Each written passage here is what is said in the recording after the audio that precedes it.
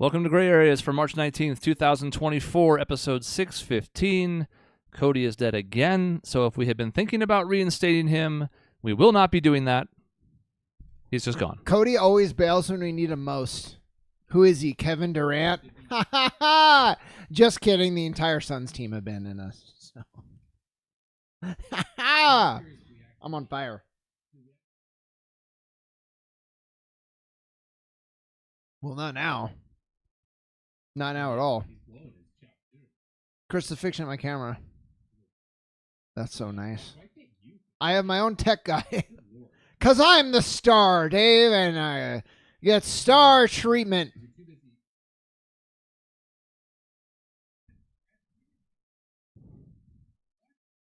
You have. I can't. So it's futile. Yeah, people like it. There's a whole like ASMR thing. So you'll notice I'm wearing a sun shirt. You can actually see it pretty well, but it's inverted. And it's because I'm fucking done with this team. But we will get to that. We have other stuff to cover first. So don't bail on the show yet. I too am wearing a sun shirt. It's from our 2021 playoff run. No, but it's from our 2021 playoff run, which feels like the last time I had fun watching this team. Yeah, well, we're going to get to all of that, Dave. You took the words right out of my mouth, though, is one of my points. But, yeah, I have some things I want to get through first. A couple things. So I have the book reviews, the book recommendations. I took it really seriously. I brought up, actually, all the books. Chris is going to be mad at me because he asked me. He's like, I just need one thing. Just get there like 5 minutes early. And I was ready, except I then had a thought of I should bring the books up to go through them. And so I was late, but it was for a good cause. So I have that and then an assortment of other random thoughts. So hold on. So Chris had one thing he asked of you. One. And that was to get there early, and you failed. Yeah, but I have a good reason. And it's because of these books. Still failed. It's going to be difficult for you to throw stones at him this week on this particular subject. I was here before the show started, and I have a child. There.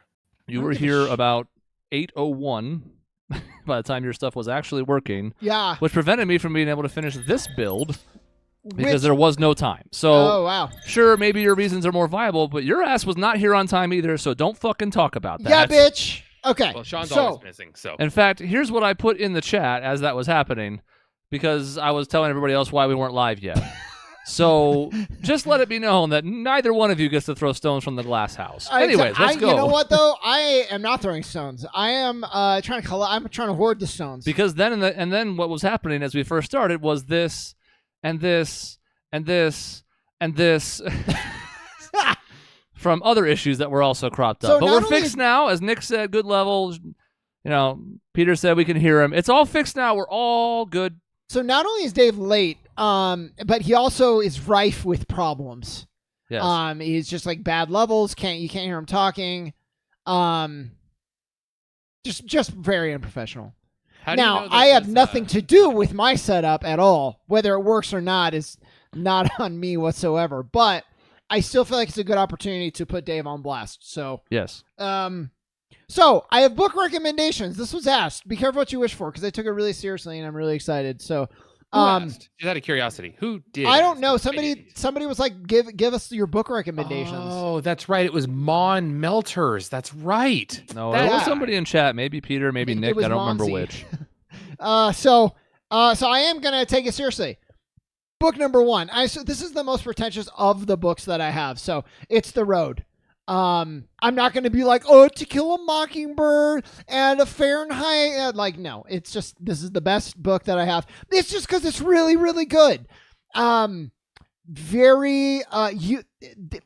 author conveys this like desperation that makes like, Dave, at one point you are starving for the food. And when they find food, you feel relief and you feel like you're being like satisfied. And when they have to like leave, there's one part in the book where they have to leave the shelter because they have to stay on the move. You just like, you feel devastated. And it's just such a great, it's Cormac McCarthy's most accessible book as well. He, I think he can kind of get up his own ass a little bit. He's like, I'm not going to use punctuation. And you're like, why do you not get to denote when your characters talk, but everybody else has to? Are you that good? And this book, the answer is yes, actually. So, Because here's why: the voice of the father and the son, the only two characters, is so distinct that you like don't need the quotations to know when they're talking or who's talking. It's brilliant. It's amazing. They did a movie with Viggo Mortensen. It was okay, but the book is really good.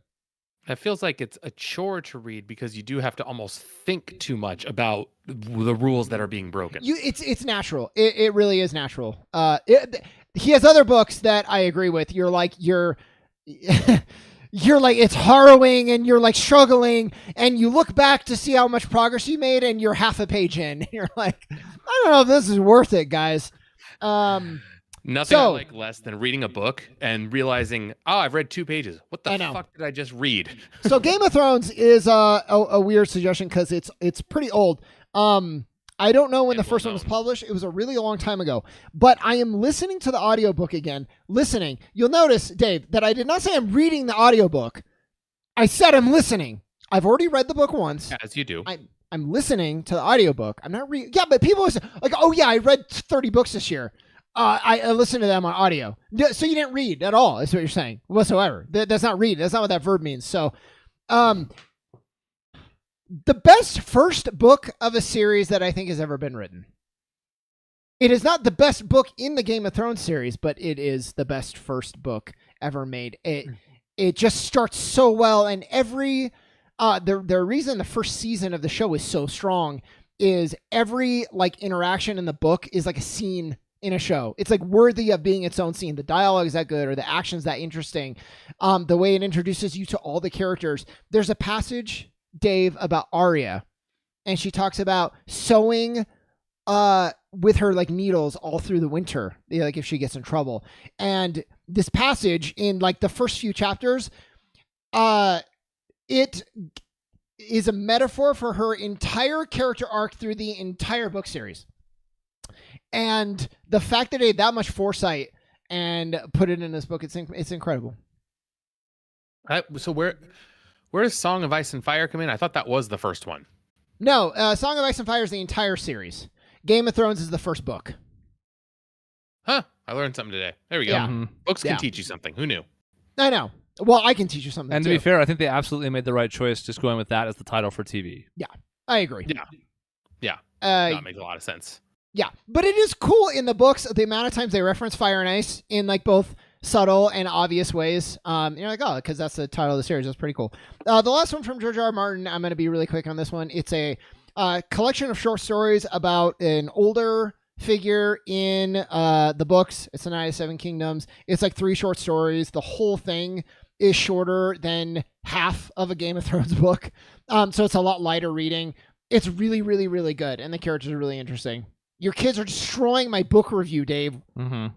They're just interested. That's all. Oh, it's like, he shouldn't read Game of Thrones or that. You should let the dog in, though. Thank you for letting the dog out, Alex. Yeah, so I'm almost done here. We have, I think that Michaela has, I have this really nice book, Dave. It's called Name of the Wind, and it has like red pages on the outside, and it's like hardcover. And Michaela's borrowing that. She didn't return it, so she's the worst. This is the sequel, and it's not as good. But it's all I have. The Name of the Wind is amazing. I think I talked about it. It's like if a legend, after his like kind of downfall, tells you the real story about his journey. And he has a tendency to just make his character like amazing at everything. But there's enough hardship to where it's okay, and there's still like you forge like a sympathetic bond with the character, and the writing's really good. And this will be something you're interested in, Dave. This was tapped to be adapted by Lin-Manuel Miranda because music's a really big part of the books. He's a musician, he plays a lot, and so they're gonna have him write the music and like the script. And I don't know what happened, but it never did happen. But it's really good. Really good. I never got into like Brandon Sanderson. I read a couple of his books, and I just think they're kind of boring. Don't tell Nick. That goes against the groupthink right now, which is dangerous to do. He's like popular right now, isn't he? Brandon Sanderson? I think I've seen, for some reason, I've seen his name a lot floating around the webs. I feel like he's as popular as he's always been. I feel like part of the surge of his popularity is like, look, there is an author capable of releasing more than one book every decade because he's really good about just finishing books. And you compare that to George Martin, who can't. R.L. Stein had that on lockdown back in the 90s. Come on. Well, yeah, 115 pages a pop, but still, yeah. I mean, it was like a book a month, I feel like, for a while. Song of Achilles. I'm just going to kind of loop these are both Circe and Song of Achilles. They are modernist, sort of feminist takes, but I don't want all the conservatives listening to the show to get triggered. It's just kind of like taking characters who were sort of like demonized in Greek mythology and being like, oh, what if they were actually kind of cool. So these are both really, really good, and they're interesting, and they play with mythology really well. Goes back. He's adjusting my camera again, which is this is just great. It's great that you have this service. I'm curious, what's the Venn diagram of hardcore conservatives listening to our show? I don't know. I thought Nick was hardcore. Just keep bringing up Nick. For a long time, I was like, I think Nick is conservative. It turns out I was very wrong. Chris was like, yeah, like you almost couldn't be more wrong. But only you, Dave. You pretty much consist the entire Venn diagram by yourself. Yeah, me. Yeah. Super duper mega everywhere. So the very last one, it's a weird recommendation. It's a series called Unsold. Cradle is actually the series. It says right there at the bottom. It's called progression fantasy and very much just Dragon Ball Z inspired. I brought this up when we were talking about Akira Toriyama. People learning techniques, training montages, tournaments, gaining power, unlocking new levels. It's all here. It's really good. The author is a good author who could use a little more editing. Sometimes he will use like the same word twice in the same paragraph or the same sentence, which like really bothers me. But he has really good voice. And he writes these things like he finished a whole 12 book series in like just a few years. And it's really good. So check it out. It starts a little bit slow. It's never worse than average, but the highs are really high. It's pretty good. That's my book review. That's Peter. I'm glad that you do write because that's more. Even doing that is more writing than I do because I'm terrible at writing. So I would probably use the same word in the same sentence. Probably I just repeat 3 words of the same in the same sentence repeatedly. Yeah. So So speaking of random thoughts, I had something come up, Dave. Speaking of writing, always me. Yeah, well, we've established this. I like to yell at you. He does the show for me. And when it's not you, it's Cody. Yeah, we have some smart people on the podcast. I think. What's up with the phrase "I'm used to it"? Like when you break down, "I'm used to it." We know what it means, right? Maisie's like, Sean, please stop. What? But when you break it down, I'm used the verb used. I'm used to it. Shouldn't make any sense. Do you know what I'm saying? So not at all. What do you mean? This is an issue. Well, I'm just like I thought about it the other day. It came up in a Rihanna song actually, and I was like, wait a minute, that doesn't make sense. And I thought about it, I was like, well, no, that is the phrase. But when you break down those words, that doesn't make any sense. I am used to it, meaning, obviously I'm familiar with a thing or like that it happens a lot, but the verb to use, to utilize, to whatever doesn't mesh with that. Like, where does that come from? You could do that with a lot of phrases in English. Why do we say how come? Like, that doesn't make any sense at all. It means like, why did that happen? But it's the same type of thing. It is actually. Yeah, you're right. So well, and I think people have been like, why do? That's like a bastardization of how come. Why do? Like, why did someone do that? Although that kind of makes more sense. You're just taking out words. How did this come to be? Maybe, right? I am used to it. Doesn't make any sense. I'm waiting for Chris to weigh in on this.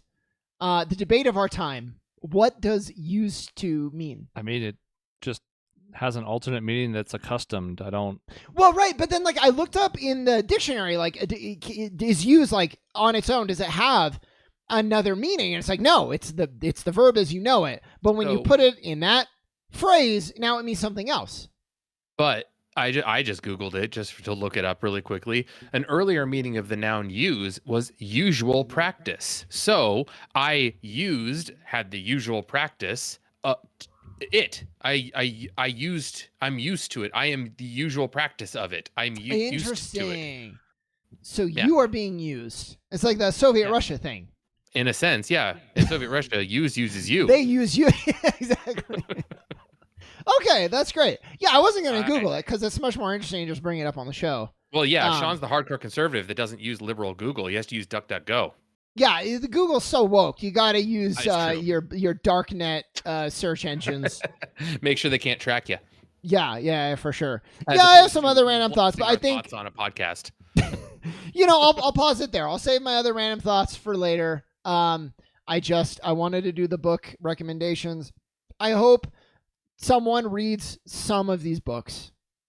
If one person reads one book, I will have one. It goes to show you what a fool's errand rapid reviews was as a segment. What do you mean? There's a reason why we haven't done that for 250 plus episodes, and it's because it's really hard. I'm not saying you did a bad job, just it's really hard in general to be like, all right, here's 1 minute to talk about a thing you care about. Mm-hmm. You essentially kind of did that in a quick, even those weren't a minute. A couple of those went over a minute. And it's like, I see why we thought that would be good. And now we also see very quickly why we never did it again, because there's just like, imagine burning through all that content just to jam it into a minute. Yeah.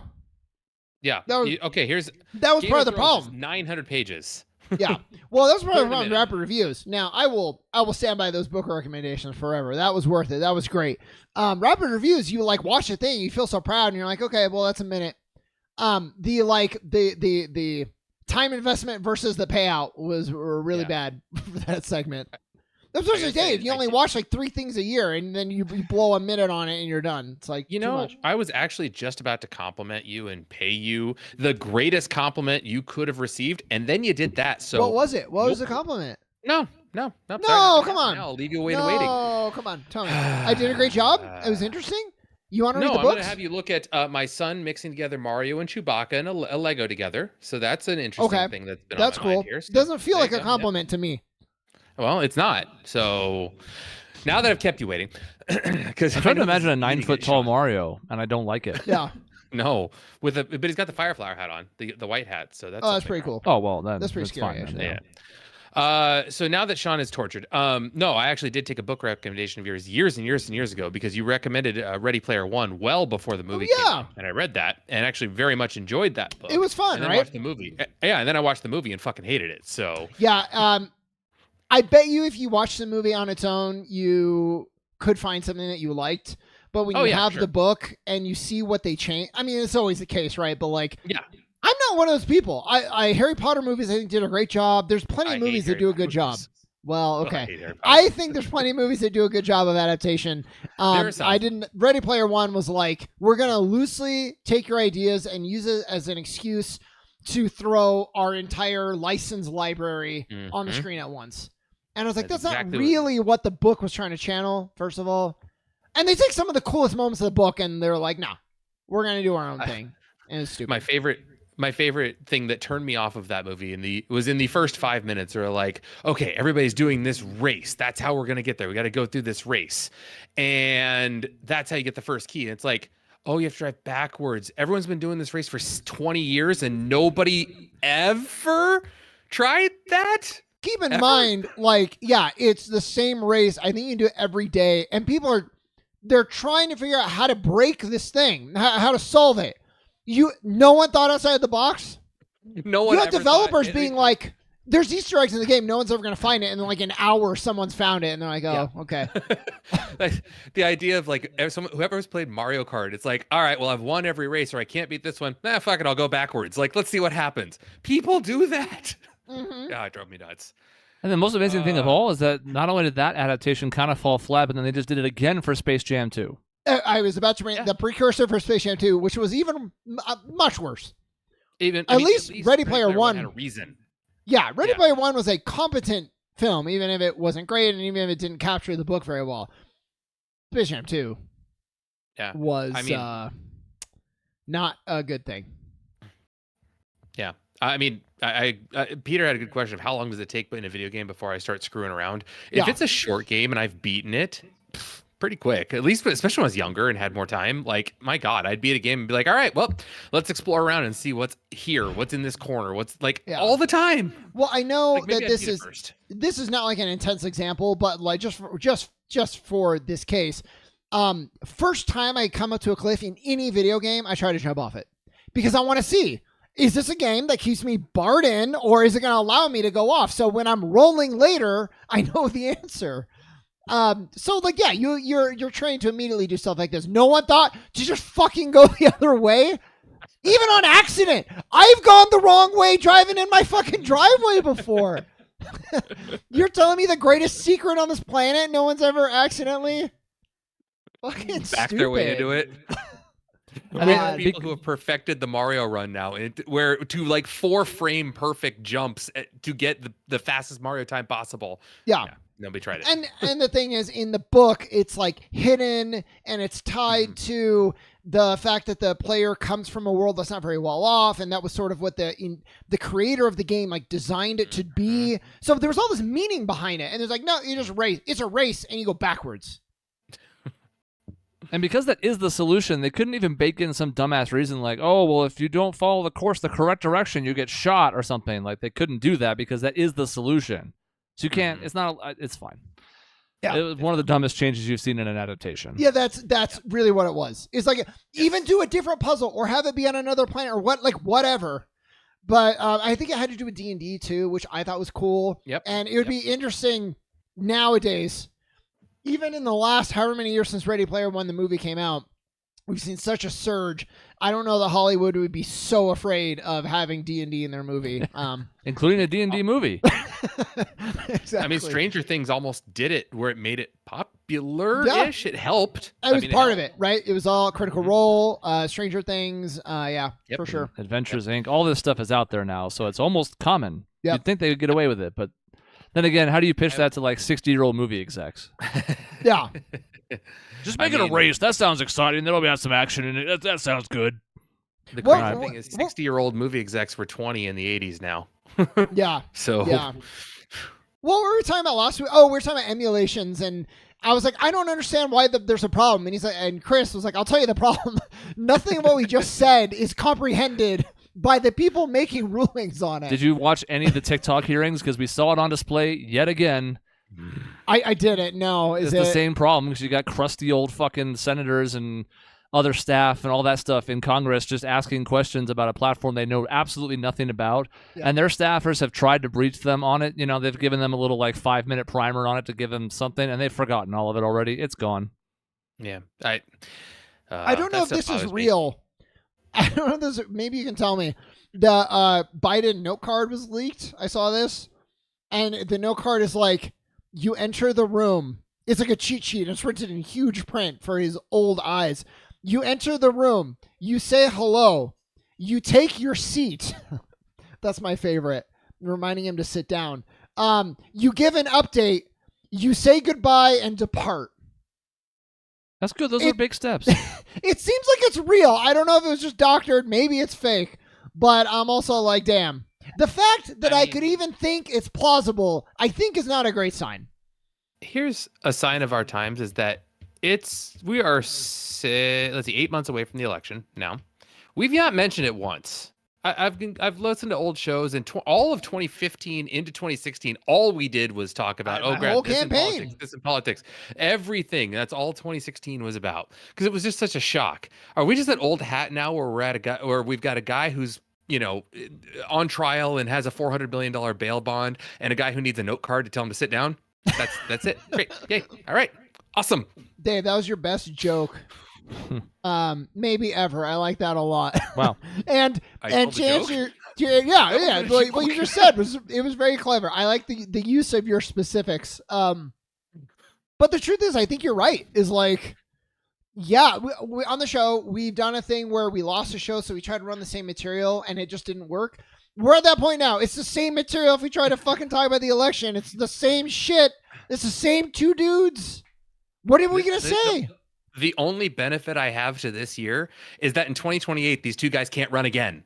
At least one of them cannot, because one of them cannot run again because they've already served their 2 terms. Oh, because they're dead from old age. They'll probably be dead. Yeah, exactly. Both of them. Because they'll be 100, and that's too old. And we probably will do something in the lead up, but there's also no point to the primaries. There was no point to anything that led up to Super Tuesday. Nikki Haley stuck around for no reason.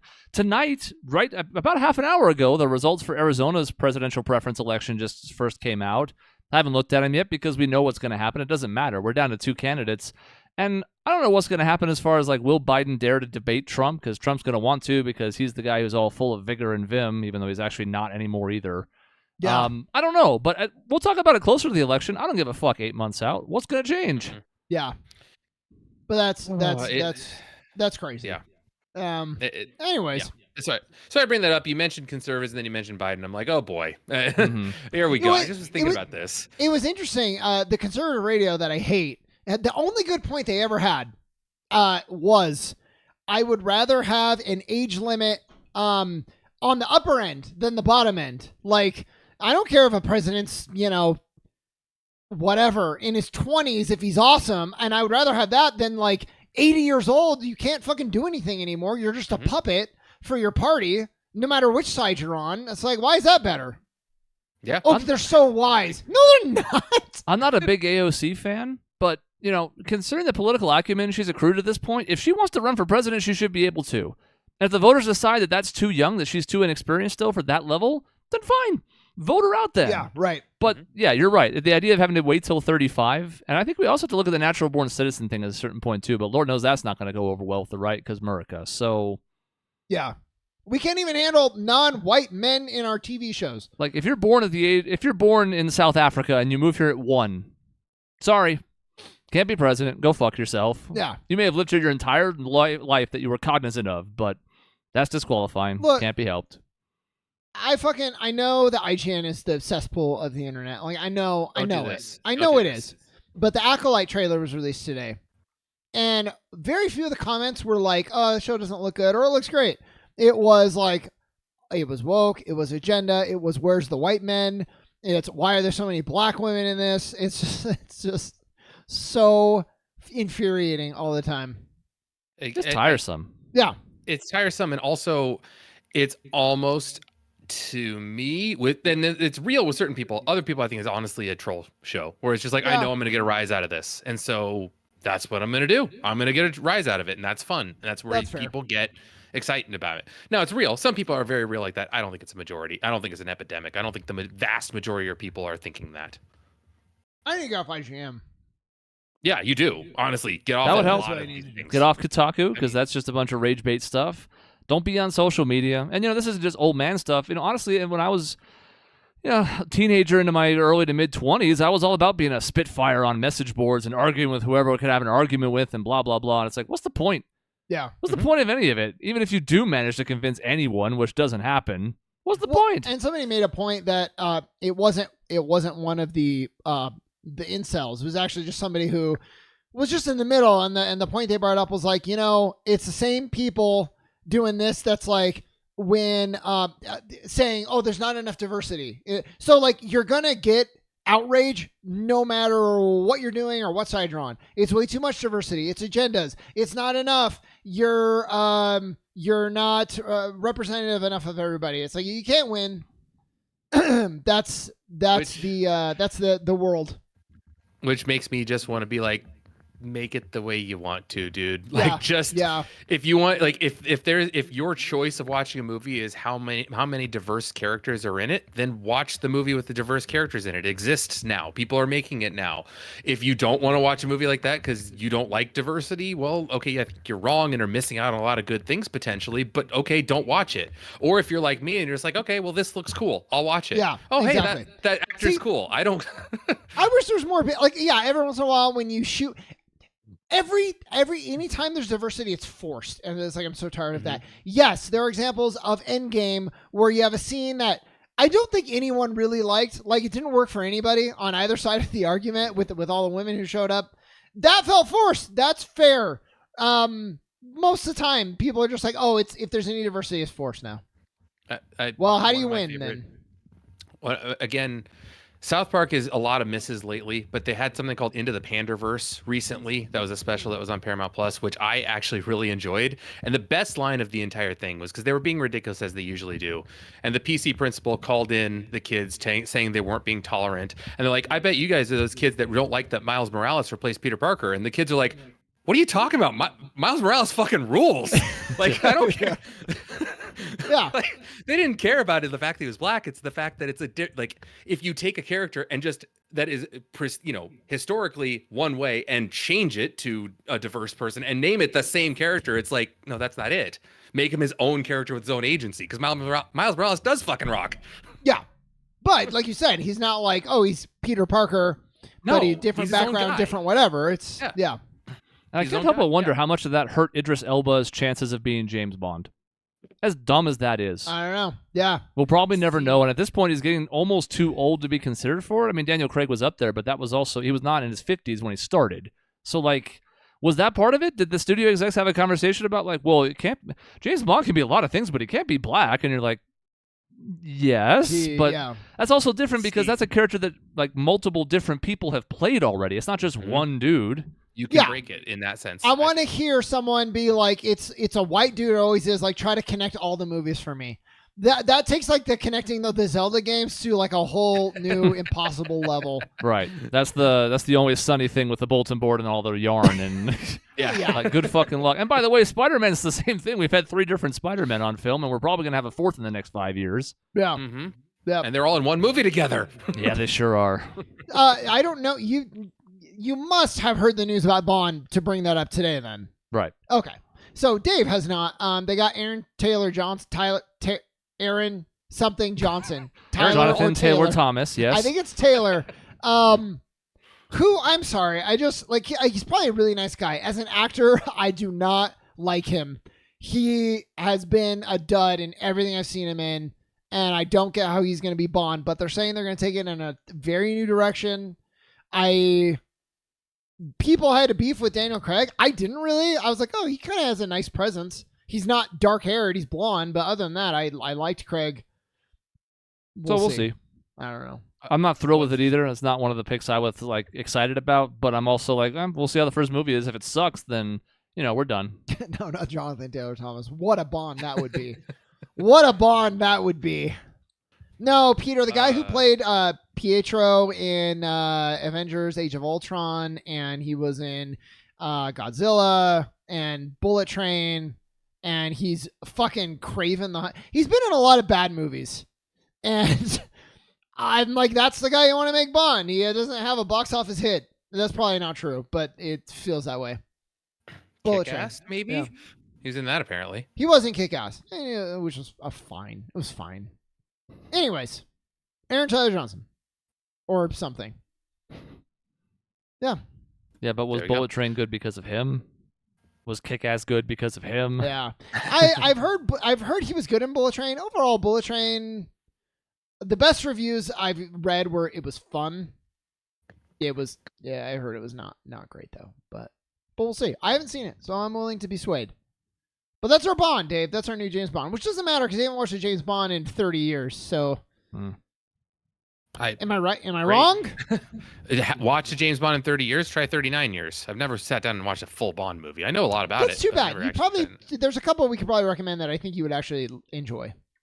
Yeah, probably. I don't doubt it, but I can think of 2 right off rip. But yeah, especially as we get further away from the camp Bond. Although you surprise me sometimes. Maybe you like the camp Bond. I don't think you would though. I have watched a couple like just scenes of the old Sean Connery. Oh, that's Bond. so bad. Yeah, it's just like I remember the scene was just like, okay, I shot this guy and there's a woman over there. He literally like picked her up and took her into a room. I'm like, that's what was acceptable in the 60s? Good Lord. Mm-hmm. I was just seeing the thing today. There was like a newspaper article where this was from the, I think, early 60s. And it was polling like 3 or 4 different men about whether or not it was a good idea to spank a woman. The early 60s, which on the one hand is 60 years ago, but on the other hand doesn't feel ancient. Yeah. And by the way, all 3 of them were like, yes, if it puts her in her place and teaches her that's a man's world. Bad. You're like, oh, God. Yeah, of course, that's... This is years after the fucking suffrage movement. Like, what are we doing? Well, and it's funny because, like, I'm sure in all of these cases there was women who were like, yeah, like that's accept, and so many of them just they're pointed to as examples of like, see, everybody's all like up in knots. It's like, no, it's just that's what they like felt like they had to say. And so often women later come out and be like, yeah, I felt like I had to play along or I couldn't speak up. It happens to a lot of people in general. I wouldn't even say only women. I mean, it happens to a lot of people in general. Yeah, maybe women, more frequently. But I mean, yeah, it happens to a lot of people. Societally, they feel they have to act a certain way. That's kind of the whole idea of like toxic masculinity in a way, where it's like you can't show your feelings, you can't do X, Y, Z. It's like this stuff sucks for all of us. You're also not allowed to say those two words together. So now the Republicans have definitely tuned out. Yeah, we can't. That's true. We can't. Toxic masculinity, you can't say. No, there's no such thing. But it delineates the fact that masculinity is okay, but there is a bad side of masculinity. No, there is no such thing. If you say toxic masculinity, they think that the liberals want to cut your dick off. Similarly, there's no bad side to America. Yeah. It's a very similar idea. Yeah, then there's never been a bad time in America, actually. I don't know if you knew that. It's been good the whole time. Like, slavery was awkward, but it's been a long time since then, so it's time we all move on. I don't know why there's still hurt feelings over that. If I'm getting the rhetoric correct, it's way past time. Just get over it. Confederate flags, those are fine to fly because that was still a part of American history. We don't worry about the outcome or what it represents. It's not hatred. It's history. Yeah. So, we have the whole name of this show determined because we don't want to ascribe to that. We don't want to say the fact that everything's been great or everything's awful. Like there's somewhere in the middle there. No, not here. America's always been great. Not here. In fact, it's kind of funny that we've eventually made this transformation in a time when we've never been more polarized. Yeah. My dad was like, yeah, you guys should get a flag for the house. And Mikhail was like, yeah, I think it's a good idea. I plan on flying a pride flag. And I was like, dang, Kayla, nice. I like it. Would he really be mad by that? No, and he wasn't mad, but it also obviously was not what he meant at all. No. He was trying to be like patriotism and... Or like the blue stripe flag for the cops. Yeah. Any sort of, yeah. You bring up a point that I actually hate the feeling that if you fly an American flag nowadays, it feels like you're almost put into a box of like a hyper conservative far right guy, which sucks because like there should be nothing wrong with flying an American flag, but it almost feels like it's kind of been co-opted that way. Yeah, if you have any sort of patriotism, you're MAGA, which is also not what we're saying either.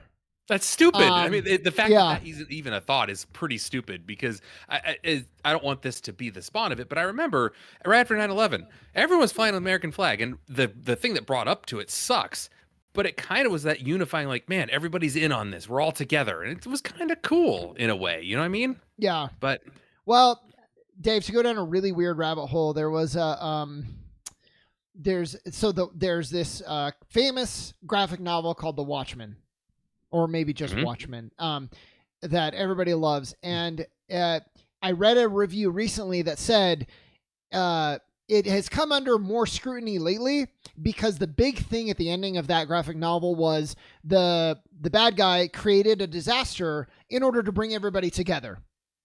And their whole point was, we've seen from 9/11 that's fleeting.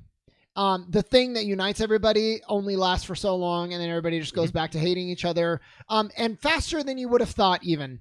So the idea that this crazy thing that happens in the comics would have united the world for however long was like pretty much debunked, and that's hurt that legacy because of that. and I thought it was actually really interesting because, that kind of is the case. That lasted for about 6 months, maybe. I think it was like after the Super Bowl, everyone's like, all right, we're done. Screw this. Midterm elections are here. Get back to hating each other.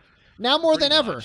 And so there's almost a case, empirically, I don't think it's because of this, but you can make a case on the trends that by having that thing, it makes things eventually worse than ever. Oh, absolutely. Yeah. I mean, so...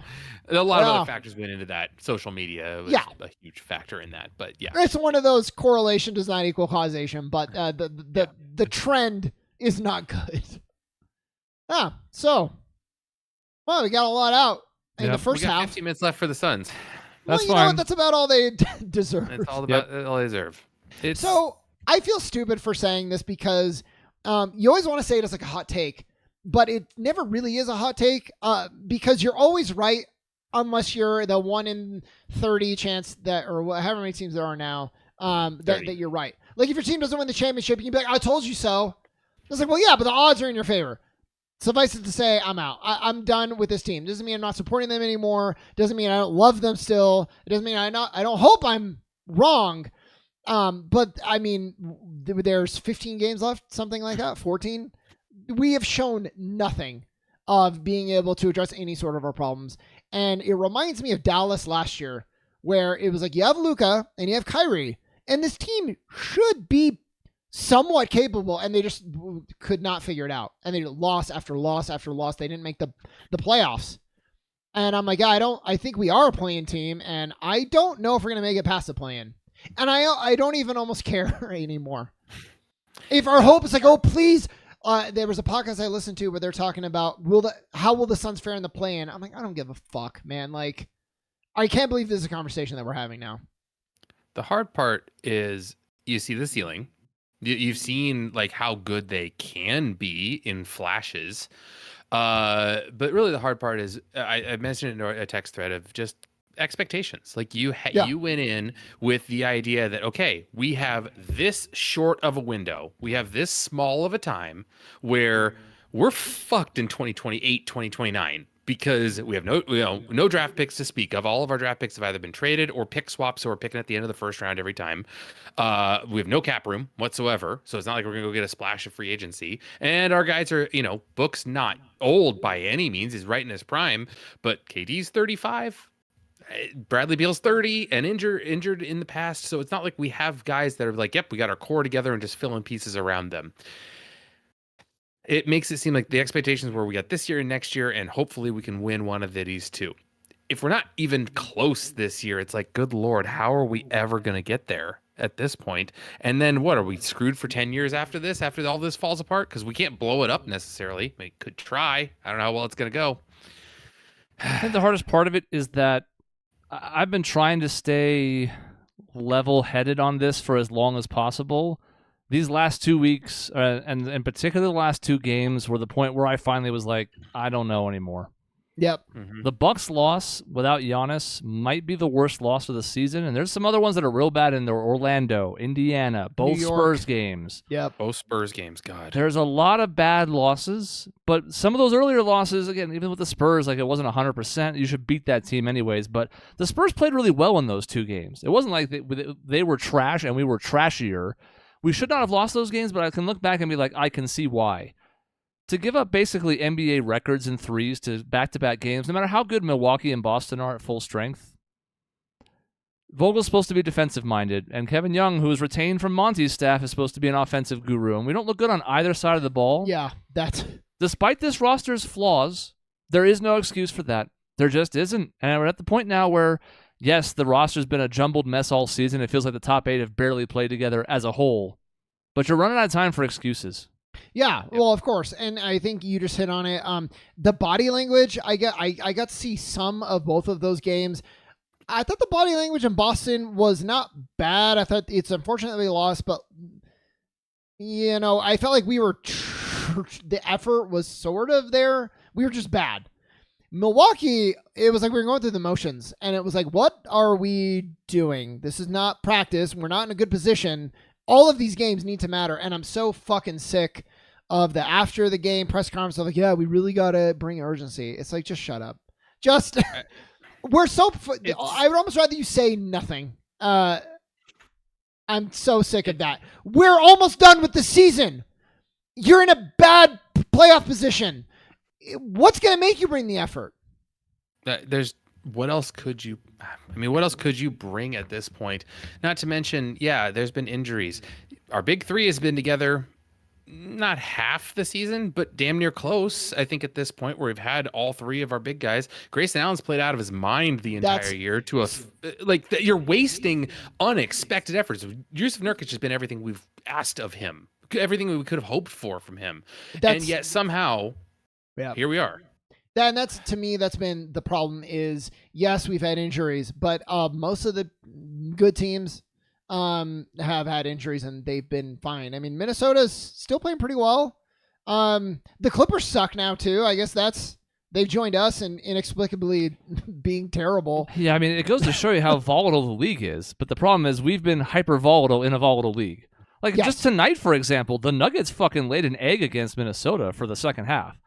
Yeah. They scored 17 points in the third quarter. They had 2 points 5 minutes into the fourth. It felt very Suns-esque all of a sudden. And this isn't even the full-strength Minnesota team, like we mentioned. Yeah. So, like, every team can have it happen to them on occasion. We've seen it way too many times, and it's the fourth quarter stuff that gets me. That's wild. And that's why I go back to, I don't want to say, so at first you're like coaching, right? We need to fire the coach. And then you're like, well, no, first of all, it's crazy. Second of all, I don't want to necessarily blame the coaching. Yay, Minnesota. I don't want to blame the coaching because when I see the really bad body language, I start to wonder, are the players not bought in? And maybe you can still blame the coaches, but you get what I'm saying, right? Like, it's the scheme. I'm just going to say the scheme. For whoever's responsible, it's not working. And the fourth quarter, there's no creativity. We're very much early Chris Paul, Devin Booker days where it's just taking turns. Your turn, my turn. There's very little action to getting something going. The same actions that they have shown in earlier in the game. They are not even trying. So Booker and JJ Redick's podcast was saying like, we overthink some of the possession later in the game or we try to over orchestrate. I'm sorry. I'm not saying over orchestration. I'm saying fucking nothing. And nothing you're doing is working, but you're not trying it's all ISO. And Durant standing in the corner, which I understand sometimes that can be pulled out of context and it's about spacing. But I think it was Zach Lowe's podcast for 15 seconds. Bradley Beal for a possession is just standing and not like engaged, not like I'm ready to catch and shoot, just like standing straight up, arms by his side. Just if you're a defender, you're like, oh, well, I think I can sink in because obviously I don't have any threat to worry about right now. It's crazy. It's the ISO that gets me the most. And I get there are possessions that's going to break down and that's your last option. But I've seen in the fourth quarter, especially too many times where it's like, okay, dribble down, we dribble the ball up, get it across right at the 16-second mark. And then we dribble it down to 10. And then it's like, okay, we've wasted 14 seconds of a shot clock. There's no time to go in motion. So now Booker, KD, go make your play. And it's like, you have 3 guys and you're neutering 2 of them by doing that action. It's going to happen sometimes where you run a set, it doesn't work, and then you've got 6 on the shot clock. Okay, KD, go get a bucket. Like, that's how it should work. But I don't understand how we're not getting down the court and moving the ball around, trying to find one of these 3 guys in an action to get an open shot, because they'll make open shots most of the time. Grayson Allen's literally the best 3-point shooter in the league. Let's set some screens for each other to get some open shots. And that's where I'm like, I think you can look at this roster and very obviously say it's flawed. You have 3 people who all excel at the same thing. Kind of. Bradley Beal is better at driving. I think Durant is the best 3-point shooter, fucking usually. I don't know. It hasn't been great lately. But they all sort of excel at the same thing. And there's not like, I just kind of waste their potential. So you can say that, but then like you said, Dave, there's no actions. So we can't even really tell. Because there's no effort. They brought up a point where Lillard was on Beal, which is like what you want, because either you take Lillard off the dribble because he sucks, or get in a switch and roll with Durant, and now all of a sudden Lillard's on Durant, or they try not to do the switch, and then we take advantage of the confusion and the opening. We're not doing that at all. Lillard was on Beal, and we jack up some stupid shot somewhere else, and we're not even trying. The thing I don't understand, because this plays into what people say who have a very base level understanding of basketball, which is like, well, there's only one ball to go around. On the one hand, there is a little bit of viability to that problem because, yes, teams like Denver, for example, have a lot of players who can excel without the ball, and it doesn't seem like Beal and Booker and Durant are best suited for that. However, I think the problem is how we're using them, because through 3 quarters, this team is like 5th in the league in net rating. That's the top 5 team in net rating. So not only just offensively are they much better, but it's a pretty capable defense when it has time to lock in. The thing I keep going back to in my head is like, how many times have we just given up like a 10-2 run to start the fourth? Yeah. And I'm like, maybe it's time to start playing with like Booker's substitution patterns. You know, he's pretty accustomed to playing all the first, all the third, and then coming back in around 6 minutes of the second and the fourth.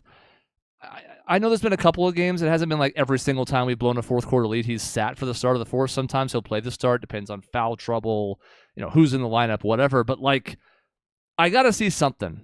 Yeah. I got to see something that it looks like change or an attempt at it and not just beating our head into the wall over and over and over again. And I've seen the success of our small ball lineups are really not good. And the eye test shows you they're really not good. And then I guess the box score also bears out like the small ball, whether you want it to be the death lineup or whatever the case may be, it's just not working. But we keep doing it. And I know fucking Nurkic gets exposed sometimes on defense. But I'm like, man, when he's involved in the offense, it's the only thing sometimes that resembles any sort of motion or passing or offensive sets or actions. I think he's so important to this team, and it kind of kills me when Vogel sits him, even though I get it. But I think we don't have an identity. It's crazy to me watching him bring the ball up with frequency. Like Nurkic is basically the point guard in a lot of plays. Yeah. And he's probably the best initiator, which is weird to say. And I think we need a point guard. And I know nobody wants to fucking hear that. And it's been Isaiah Thomas. we got it. We're good. He's ready to play tomorrow. I think, and it's not an indictment on Booker. I think Booker is fine at running the point guard, but I think he is an elite scorer and has elite gravity. And when he's trying to be a passer facilitator, it just isn't playing into what he is best at. Not to say he can't do it in stretches. He's very good at it, but like he's not a Chris Paul. And man, now I'm thinking back, Dave, and I had some dark thoughts today. Not like I'm going to jump off a building, but like the dark thoughts of being like, 2021 or 2020. No, sorry. When we went to the finals is what I'm trying to say. We weren't really that good. It turns out, like I'm thinking back and I'm like, we had a really fortunate playoff path. And the first adversity we ran into, we fucking folded in the finals. And I think Chris Paul was just a really elite finisher. How often, even in this next year when they lost to Dallas, were we like, we have concerns because we're winning all these games, but it's just Chris Paul taking over in the fourth. It's like not a great team effort. Sometimes it was, but a lot of time it's just Chris Paul go score every possession down and lock the game up for us. Or set up the score or whatever, yeah. And it was like, I think we just had a really, really good Chris Paul. I'm not saying we shouldn't have traded him. He was old and busted, and he wasn't doing that anymore. But it just makes me think back of like we pushed in all our chips, and we're like time to win is now. And I think maybe we weren't as good or ready for that as we thought we were. And that's easy to say now that we're in the play-in, right? But I'm just right. And I think the problem is, and we've talked about this off air, so I won't go into it a ton. But like, I don't see the alternative. Yeah, I do the Durant. I still do the Durant trade, even as bad as it's gone so far. 10 times out of 10. And I don't want to have Cam Johnson for like 4 years, $82 million. As much as I love him, that's looking like one of the worst contracts in the league, potentially. Now, it's not so much money that it's like awful, but that's not like he can barely hang in the rotation right now. He's not playing very well for Brooklyn. And similarly, I am glad to be done with DeAndre Ayton, no matter what his resurgences looked like the last couple of weeks. We've seen those spurts before. Yeah. Not fooled by that either. Chris Paul is scoring like 9 points a game this year because he's 38 going on 39. So like that ship had sailed. So it's like it really comes down to what you said, Sean, which is we really needed to win that year because it might be that the window has already closed and we didn't realize it. Yeah, exactly. And And I don't know, like I have faith in Booker. I mean, look, it makes me doubt a lot of things. And when we're in the heart of this, it makes me think, can he be the number one guy on a championship team? And now I don't know. I would like to say yes. I fucking love the guy. I really, really do. But this has really shaken my faith, all of this stuff lately. I think he's really good. But it was crazy because all of our thoughts last year when we got Durant midseason, then he got hurt immediately after a couple games. Then he missed basically We had 8 games with him. We won all 8 games in the regular season with him. And we're like, okay, now we got the playoffs. And we came in and we struggled in that first game against the Clippers and then beat them the rest of the way. We're like, okay, now we're settled. And we ran in Denver, and Denver was a really, really solid team front to back. And we gave them the hardest test that they had the entire playoff run. Yeah, we did. And we came in and said, okay, we didn't have time to gel. We ran into a really good team. We didn't have time to gel.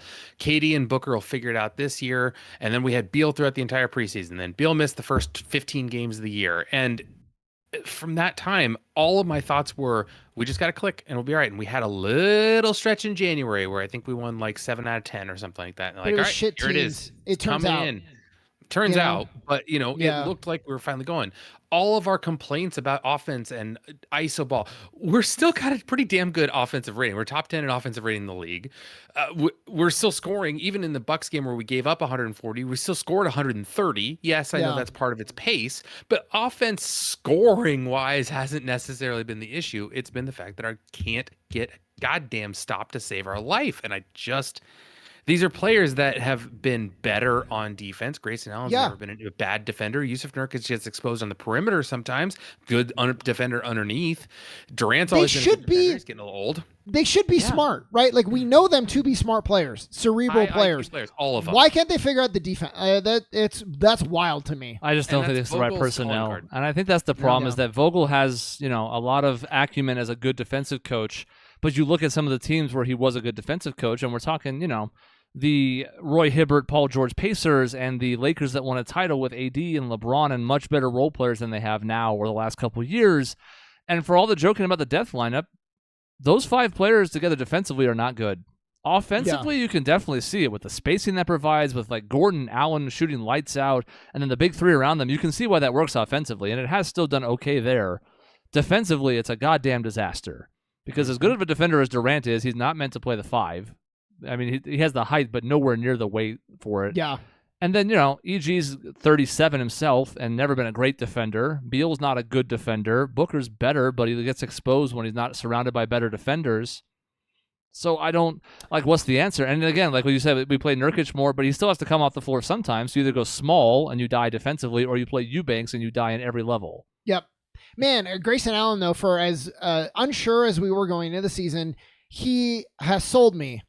And I mean, a big part is obviously being the best 3-point shooter. That's great. Honestly, more than that, there are nights when he looks like he's the only one who gives a shit. And he's the only one working his ass off. And his effort is consistent. And it makes you really root for the guy. Now, we have 2 guys. I think Booker and Durant are not, they make things look so easy. So sometimes the body language looks really bad, but it's because they're so skillful. But it still looks like they don't give a shit. Yeah. And I mean, I don't know. I do give a little pass on some of that stuff because I think those are both players who've been through a lot and just don't always just show that on their face. And that, I mean, Booker's always got the same expression on his face, Durant's the same way. It very rarely changes expression on his face. So I don't know that I look into that too much, but it is difficult to watch the Bucks shooting and hitting 23s and a half or whatever the hell it was, and then having them have the same look on their face as when things are going well. It is hard to see. It's just optics at that point. I'm going to say something forbidden. Okay. What if like Pat Beverly was on this team? I know. I actually thought about that in the Now, I want to be very clear. Don't want any part of that, and even if it would help, I'm not sure I would want it because of all the stuff we talk about. We want to win, but we want to do it the right way. What I mean, though, is as good as Book and KD are, they are not vocal leaders. It's not their strength. They like to play well on the court. They definitely raise the level of play with people around them because they just want a ball, but neither one of them is going to get fired up in a locker room. Neither one of them is going to yell at people in a tunnel. Neither one of them is going to get into a fight on the bench to spark something in a team that is lackluster and lethargic. And I don't know who that is on this team. Nurk does it a little bit, but it's more so with the other team and not his own. Again, I'm not saying that solves everything by any means, but I just wonder if that's like the identity problem. Because even then, when we think about last year, we were kind of in a different shape against Denver when Chris Paul was still healthy. And yes, that's not even like a top 5 what if in Suns history, so it's hard to talk about. But like, if I think back, it's like Chris Paul also could be that guy. He was. I was going to say that. Like, he was that vocal leader. And it's a shame that his play degraded to the point where it wasn't enough just to keep him around with that massive contract for that level of leadership. But I do think that's an area where we're lacking. Less so on the court and more so off. Yeah, I mean, absolutely. I totally agree. Now I don't know what to do, because the only way, Dave, I don't think the next 10 years are necessarily going to be terrible, but it means we're probably going to have to do something like trading Kevin Durant. I mean, I don't love that. Think back how excited we were to get him, and now we're like, maybe we need to trade him. But I don't think you trade Book, and maybe I'm still like a homer, but I'm like, for what he's given us, for how he stuck around, you can't fucking trade Booker. Even if the return would be, quote unquote, the best that we could get for the team, you can't do it. We can't trade Beal, literally. We probably can, but not for any sort of value. And that leaves Durant. Some people saying all NBA season. I don't see it, because the turnovers are fucking crazy. They drive me nuts. For a player of that caliber cannot figure out how to situate himself better than 7 turnovers a game. Like, not a game. It's not like that's his average. Yeah. But I'm like, how? What do you do? And if you're ever in a game where you're at like 4 or 5 for your usage, do something different. And I feel like that's part of why the team is so scared into doing anything else in the fourth, and they rely on ISO, because there are situations like that. For Durant in particular, as good as he is, he's super tall, so his handle's higher than like a Kyrie, a lot more exposed. So like there got to be situations where it's like, well, I don't know if I want to try and pass out of this double team because I already turned it over twice, so I'll just do something myself. I know I can get to my spot. I'll get a decent look, and it's like, okay. But I think the turnovers are what bedevil me more than anything. I understand this team's defensive limitations. I think they could be better, but it wasn't like we thought they were going to be a top 10 defense. Clearly, it's not the personnel for that. The turnovers are the one thing that keep pissing me off more and more, where it's like you keep talking about it as a point of emphasis, and every time I turn around, you got 17 up on the board in the fourth quarter, and it's like, why? I just, like, you got to value possessions. You know, it's been, if you're as good as Golden State was at their peak, you can get away with that, but very few teams are as good as Golden State were at their peak. I think it's hilarious that, like, how many games have I been like, the Suns lost by 5. They had, X amount of turnovers that led to 40 points on the other team. It's like, holy shit. All turnovers. It's all the turnovers. Live ball turnovers. Ball. Yeah, exactly. It's what kills you. If you throw the ball out of bounds, it sucks, but at least someone's not going the other way for a dunk, because you can go and get set. But if you're dribbling out in the perimeter and you get stolen, all of a sudden that's 2 points in 2 seconds, and it just murders you. It reminds me of the year that it was Cleveland and Golden State, and it's a much derided play where I forget if it was, I think it was Clay to Curry, pass it behind the back, and it went out of bounds. They've since put the trophy. They superimposed it over the ball, throwing the trophy away. But I'm like, you know what? It's that style of play and that confidence and fearlessness that got them to that point. That was an unfortunate play, but that was their identity. And Chris, to your point, it's like we feel so tight in the fourth, we won't even get anywhere near that pass. I think you're right. We just are like, I can't risk a turnover. I'm just gonna dribble and jack up a mid-range, I hope. Look, I don't want to trade Book. I hope it is decades before we get another mid-range specialist. I'm so sick of fucking mid-range. What if we picked up DeMar DeRozan in the offseason? Exactly. That was my thought. It's like, I don't want DeMar. I don't want anyone else. It's like, they're really good at the mid-range. Like, that's the worst thing to be. I'm trying to just settle in with this, because I do still like watching this team play. When it clicks, it's still really fun to watch. I like the guys we have on this team. I'm rooting for them overall. I haven't soured, like you said back in the beginning. But you better strap in, because the moves this team are going to make in the offseason are re-signing Grayson Allen and re-signing Royce O'Neal, because those are the only moves available to them. So I was going to – I don't think I got to the point where I said, you can trade Durant, but I think we're just going to give it another run next year. I think that's and that's what I would do, right? It's the smartest thing. There's no other option. If you trade Durant right now, you're getting pennies on the dollar. I don't think you're getting pennies for the dollar, except because I think his value is still really high. All NBA first team candidate. Pretty good season by the numbers if you're not watching the games. And of course, he has games where he does really well, of course.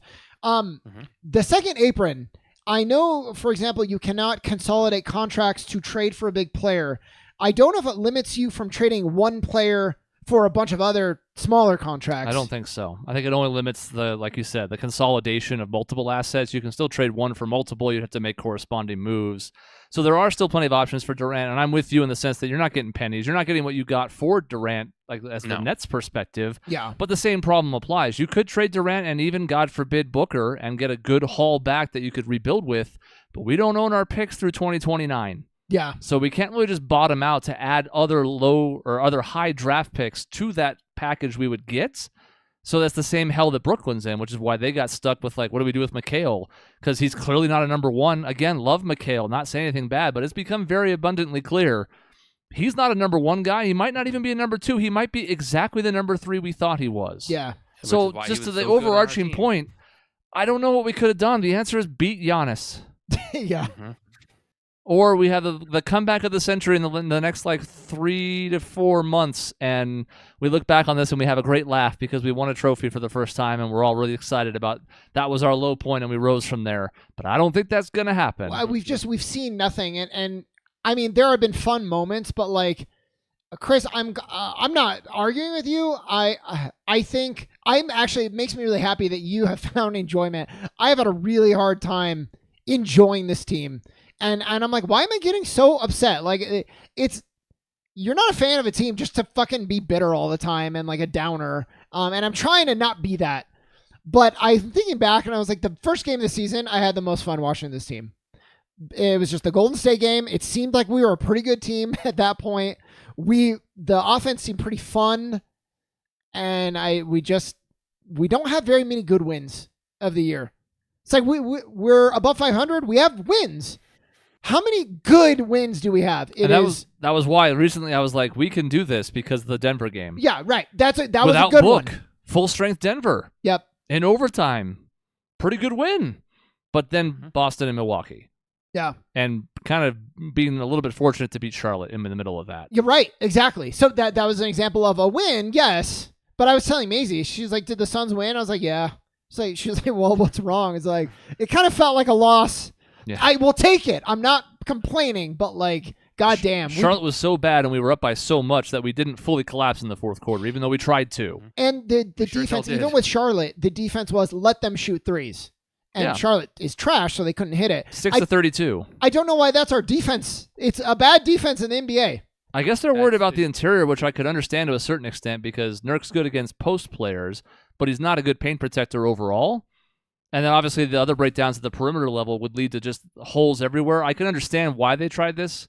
It isn't working. I would rather have, I don't know, maybe be careful what you wish for. I'd rather be killed on the inside than 50 fucking three-pointers. Here's the problem is that now they've been so porous giving up threes that they're having to now like oversell on their rotations, and now they're just giving up layups and threes in equal parts, which is like death for a defense. Yeah. So I guess I'm with you in the sense that, I'd rather just like clog the paint, and if you're going to shoot 60 threes, I don't know. At least pick one, because right now we're not doing either. Well, I would rather do what you can to really have a good perimeter defense. But you know what you said? We don't have the personnel for that, really.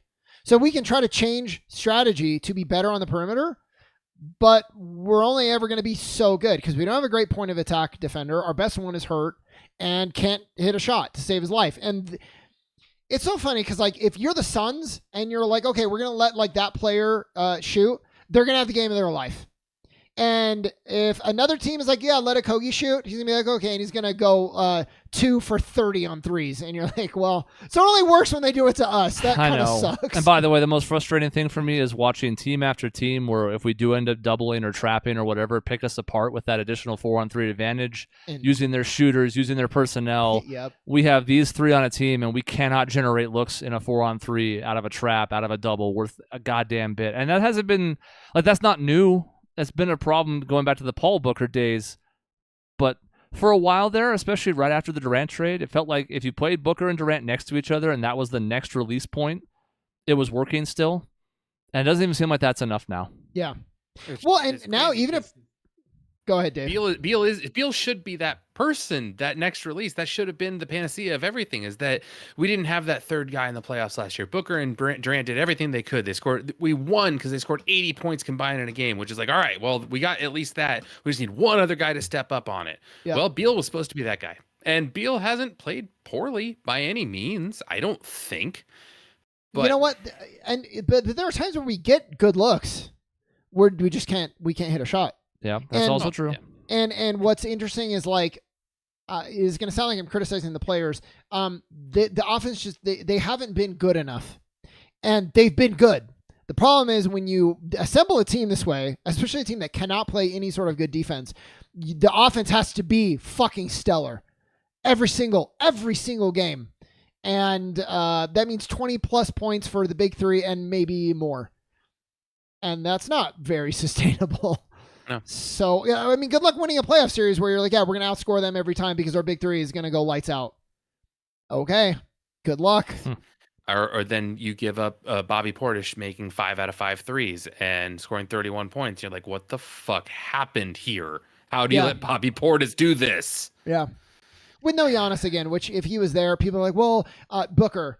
Well, sometimes these teams, there's more ball movement because the guy's not in the middle. And it's like, man, if Giannis was in that game, we would have lost by even more because that was even more gravity that he would have demanded. The shooters would have been even more open. Don't give me that. Please. I'm also not necessarily sure who guards him on this roster. Yes. God. We're not going to get to a point where that matters in the playoffs, but I had that thought going into the matchup. He didn't end up playing, but I'm like, good Lord, like it's going to have to be Durant, I guess, who's not strong enough to put up with Giannis, but at least is lengthy enough and smart enough. Or I don't know, because with Noah Kogi, I have no idea who guards Giannis. Yeah. Booker sure can't, and Beal sure can't, and Ayton at least put up a fight. Gordon's at least like stodgy enough that he could try. He's got a little bit more quickness than a traditional, but like he's too undersized, so Giannis can just like get to like 10 feet and then do a finger roll over him, like it. And that that's not even the biggest of our problems. Just one person we didn't even play, but it just illustrates like the problem on a night-to-night basis with like, all right, who is our Luka stopper now? Because it wasn't Mikal, but Mikal at least worked his ass off and made Luka try. Luka usually switched him off anyways. But at least there was someone on the floor you could be like, all right, in a spot where it's a low shot clock situation, we can send this guy at him and make it hard.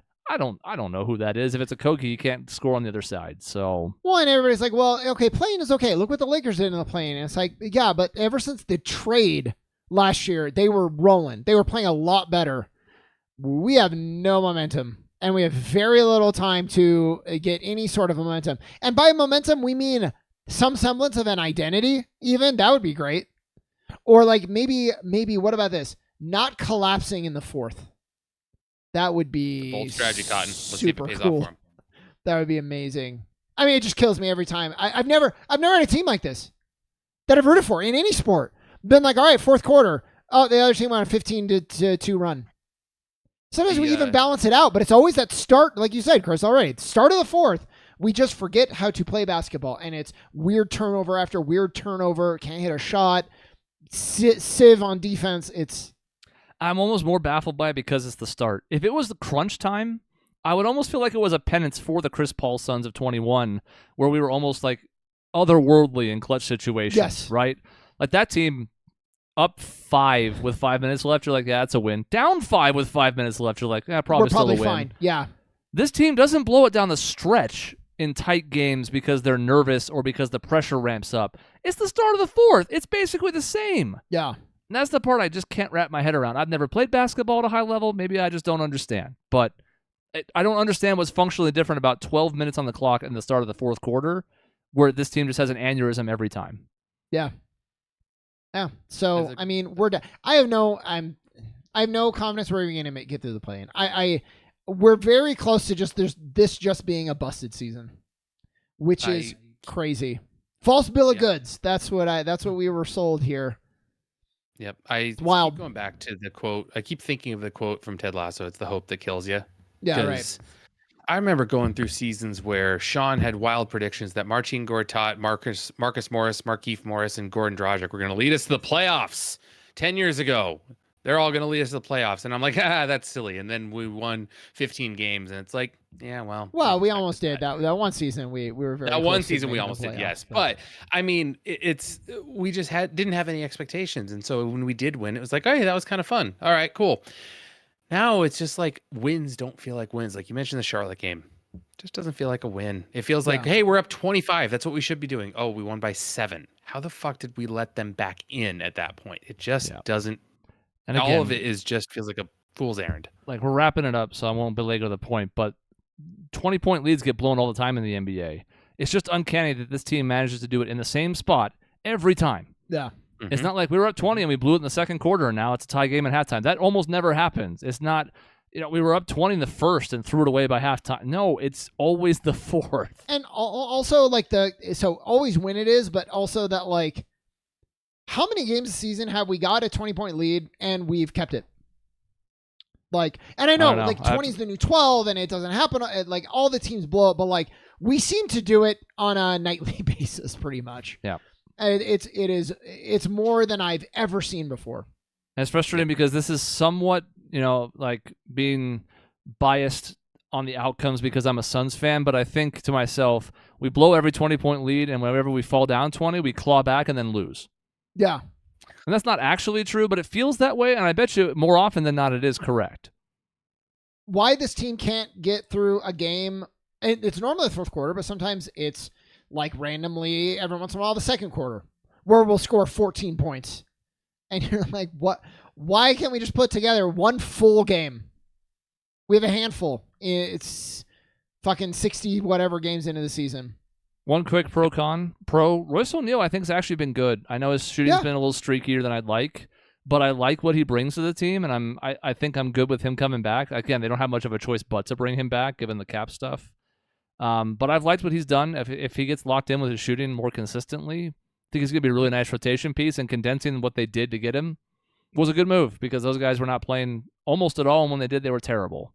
Now, con is, the whole report around the league is that after the joke of the All-Star break, that the league essentially has been like, all right, we're going to allow a little more physicality on defense. You've seen scoring drop like 4 points per game. A lot more physicality.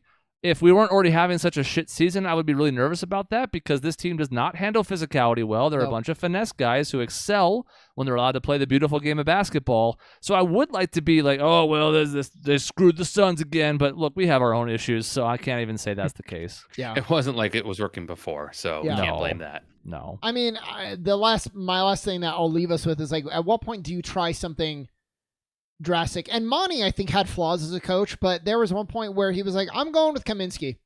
We need something, and we're not getting it, and I'm going to, like, starting Kaminsky or something. And it, like, worked, weirdly, for that stretch of the season. When are we going to do, like, change the starting lineup as good as Grayson Allen's been? Maybe we try to bring out his shooting in the second unit. Maybe we bench Beal, which is never going to happen. And he hasn't, like, played enough to where you would even want to jump there yet. But it's like things I'm thinking about. How do we jumpstart this team? And how do we give the players a little bit of accountability? Like, you've all kind of sucked, so we're going to try something new. But instead, like you said, I think, Chris, it's like, or Dave, we're just trying the same thing over and over again. And we're not like, let's get creative on offense. We have no creativity. And we don't have the personnel on defense. So what you're left with is not a very good team. And when media people are like, oh, I believe in this team, I'm like, why? Or you must not be watching. You're just seeing the names on a paper, but there's no reason to believe. It was really frustrating because I think Vogel has done more experimentation, but not when it matters. And some of that was out of necessity with all the different injuries and people coming and going. Yeah. I'm sure we've played a lot more lineups than we did with Monty. Monty did make good moves at times with, like, the Kaminsky move, like you mentioned, but other times it's like, well, here comes Landry Shamet again. Doesn't matter how goddamn terrible he is. Landry Shamet's in the rotation. Fair. So yep. I don't even know. I think Vogel has been willing to give people different shots. Like, sometimes it's like, all right, Saban Lee, we need a spark. You're not even very good, but, like, I'm going to give you 8 minutes tonight. We're going to see what we get out of it. Like, he's definitely played around with it. But at the end of the day, the core lineups that are coming out at the start of the fourth are not good enough, and I don't know where to get that spark. Yep. Nope. I feel like we've gone through the lineup. We've thought Chimezie Metu is somebody, and maybe Drew Eubanks, and maybe having Nasir Little. No, just nothing. It's all, and that's all been bad too, which is disappointing. Mm-hmm. We had some high hopes. Oh, those looked like pretty good signings, and all the players that showed flashes were just duds for us. Well, it's telling, right? Shows why because they're contracts. Well, that, but also it just shows that I don't know if anybody looks better on the Suns right now. Yeah, we're from right. the top to the bottom, everybody seems to be just like a slightly worse version of themselves. Except Grayson Allen, and that's except Grayson Allen, and I guess Nurkic. Although really with Nurkic, the question was health. He played well for Portland in some pretty long stretches, but could he stay on the floor? He has this season. We've gotten more than, like Dave said, more than we could have expected, both in quality and in games played. And Durant, had you told me Durant's going to play damn near every game this season, I would have been like, oh man, I feel great. Yep. Hasn't mattered. No. So if you haven't noticed in the last half hour, we've sort of accepted our fate, even though this team is currently in the play-in and still absolutely could make a push either before the playoffs or in them. Sure. But like I haven't written them off, and I'm still rooting for them. But it was time to come to terms with what is a flawed team. Is it like unfixably flawed? Probably. We don't know that for sure yet, but we'll see. Well, I would say if it's not unfixably flawed, it is probably the biggest Cinderella story in the NBA history, maybe. I mean, it's way up there. If they end up going and winning the championship from... And yet the casual fans will go, well, they had the big three, so of course they ended up figuring it out. It's like, okay, well... And at that point, if we win a title, I don't give a fuck what anybody says, but that is what will happen, guaranteed. Yep. Thanks for suffering with us, everybody. A somber moment for the podcast, says Peter. Yes. Let's take a moment of silence for the Suns. Not nearly as somber as it might have been 3 or 4 days ago, because at this point, I've already gone through the stages of grief. I'm in acceptance. It's fine. You know, as Sean said, especially for me, for most of the season, I haven't been like engaging in Reddit or Twitter. Like at highs or lows, I'm not interested in because I don't like feeling like shit because my favorite team lost. So I'm trying to minimize that. You bring that up, and I know we say we're winding down 10 minutes ago, but also I have completely got off Reddit and Twitter and everything like that because 2 reasons. One, doom guys who are just like the world's falling apart. Then the KD fans that followed people to the Reddit pages hurt my feelings so badly that I do not understand what the hell people think about following a player as your favorite team. That doesn't make any sense to me. Like, players retire, players end, players change. I don't understand the player fandom. You can like a player, but following them to every team they go to, I just don't get it. I just do not get it. Yeah, like I would root for Booker where he went, but like I'm not following that team. I'm not. If Booker gets traded to the Kings, I'm not going to go buy a Sacramento Kings jersey. It's just not going to happen. Yep. And the one time we had a comeback this season was funny because of the Doom post. So down 25 or 26 to the Kings in the third quarter, as is tradition, some of those posts started popping up on Reddit. You know, what's wrong with this team? Fire Vogel this. They come back and win that game. Again, rare this season. But, and all of a sudden it's like, well, then what was the point of all this? Yeah. You're an idiot. You're wrong. Everybody's miserable. Even the people who won end up not being happy because you brought the mood down. Like, what? You're going to revel in a team's lack of success? Then you're not a fucking fan. It's one thing to be critical of them, to want more, but to just like be down on every single aspect on every minute, like that's a hard life to live. But I guess that's just true of a lot of things today. You know, people seek out what makes them miserable. They engage with TV shows they don't want to watch. They hate. Like, we're back to the gray areas thing, but like maybe spend some time on your life on things that actually, like, I don't know, make you happy. Yeah. Go on Threads and see people absolutely miserable and hating every single thing they ever post. Oh, game Threads are the fucking worst. No, the goddamn worst. Too, but no, I meant the app Threads. Oh, that's not an app. Don't even talk about that. It's like calling Twitter X. Those are not things we do on this show. All right, that's the end of the episode. Next week, Dave will be gone. Cody may or may not be back. We'll have to consult the council to see if he's allowed. But Dave will be out next week. Cody should hopefully not have an entire family full of sick dogs and sick people, so we'll see. But we'll see what comes up next week. We can't do the game show yet because we need everybody back for that. Cody's defending champ, so we'll get to that sometime in April. But as always, thank you for watching. In between episodes, you can find us at grayareas.live or at grayareaslive on social media and YouTube. We will see you next time. Thank you for watching.